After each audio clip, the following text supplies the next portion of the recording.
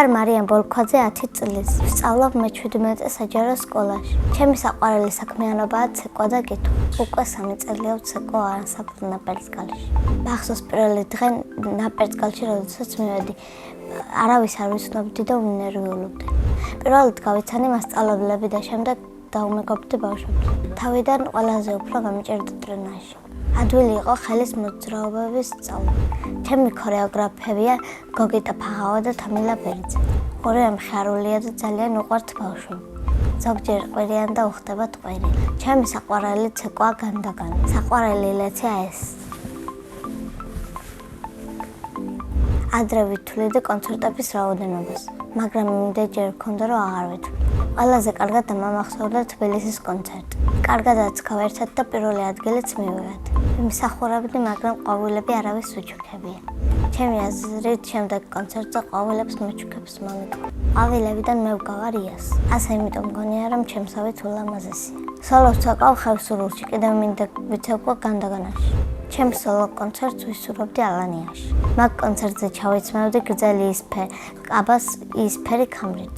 ბილეთი აღარებოდა $25 და მთელი დარბაზი იქნებოდა სავსე. ბევრი ფული რომ მქონდეს, ვიყიდდი პრინცესას სასახლეს და ვიმოგზაურებდი მთელ მსოფლიოში. პირველ რიგში წავიდოდი იაპონიაში.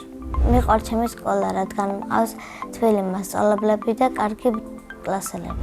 ჩემ კლასში ყველაზე მიხარულია რომა აბაშიძე. ყველაზე ჭკვიანია ელენე მახარაძე. ყველაზე მშტი არკოს. ყველაზე ცელქია თორნიკე ბოლქვაძე. მე ვარ ყველაზე ლამაზი პრანჭია და მეგობრული. მეგობრობა არის სხვაზე დახმარება და სიკეთის გაკეთება. კიდევ არის ერთად ყოფნის სურვილი. ჩემი საყვარელი საგანია მუსიკა. საყვარელი მასწავლებელია ნატო ფხაკაძე, რადგან ის არის თბილი და მზრუნველი.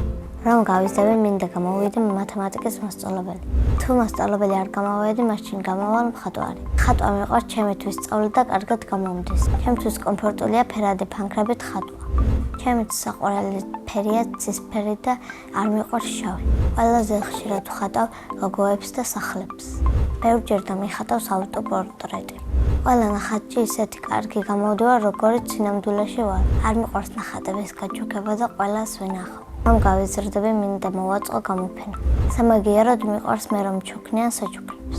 ამიტომ განსაკუთრებით მიყვარს დაბადების დღე და ახალი წელი. თოვლის ბაბუას სულ მოაქვს ჩემთვის საჩუქრები. შარშან არ მახსოვს რა მაჩუქა, მაგრამ წელს მინდა მაჩუქოს ტელეფონი. ეჭვი მაქვს, რომ თოვლის ბაბუა არის მამა ჩემი. რომ არსებობდეს ის იქნებოდა 60 წლის. მისი ნამდვილი სახელია სოსო. ახლა მინდა ვიყო 15 წლის. ვიქნები დიდი და დამოუკიდებლად წავალ სადაც მინდა. სახლში ვცხოვრობ მე, დედიკო, მამიკო, ჩემი ძმები და ბაბუა და ბები. კიდევ მინდა მყავდეს ერთი და. ჩემი ძმა არის 13 წლის და ქვია გიგა. ის არის მოსიყვარულე, მეგობრული და თბილი. ჩემი აზრით გიგა რომ გაიზრდება, გამოვა პოლიციელი. მეორე ძმა არის 7 წლის და ქვია დემეტრი. დემეტრი არის მოუსვენარი, ცელქი და ნიჭიერი. ის ალბათ გამოვა ბიზნესმენი. ამიკო არის სიმპათიური, თბილი და ჭკვიანი. მას ძალიან უყვარს ჩემი დედიკო. ასე იმიტომ მგონია რომ ზრუნავს მასზე კარგ სიტყვებს ეუბნება და ჩუქნის საჩუქრებს. დედიკო არის ჩემსავით პრანჭია, ლამაზი და მზრუნველი. მე ასევე მიყვარს კითხვა და ჩემი საყვარელი წიგნია გულივერის მოგზაურობა. ზოგადად კითხვაში მოყვარა სალამურას თავგადასავალმა. მე რომ მწერალი ვიყო, წიგნს დავწერდი ჩემზე, დედიკოზე და მამიკოზე. თუ როგორ ძალიან გვიყვარს ერთმანეთი. ჯადოსნური ჯოხი რომ მქონდეს გავაქრობდი ბოროტებას. წინა მონაწილემ დამიტოვა შეკითხვა, რომელი სუპერძალა მინდა რომ მქონდეს. მე მინდა მქონდეს ფრენის სუპერძალა. ფრენა რომ შემაგძლოს, აქედან პირდაპირ გავფრინდებოდი ლამზირე დედასთან. შემდეგ მონაწილეს ვუტოვებ ასეთ შეკითხვას. რა არის მისი ოცნების საჩუქარი? მაგალითად, ჩემი ოცნების საჩუქარია ლეკვი, პატარა თეთრი და ფუმფულა.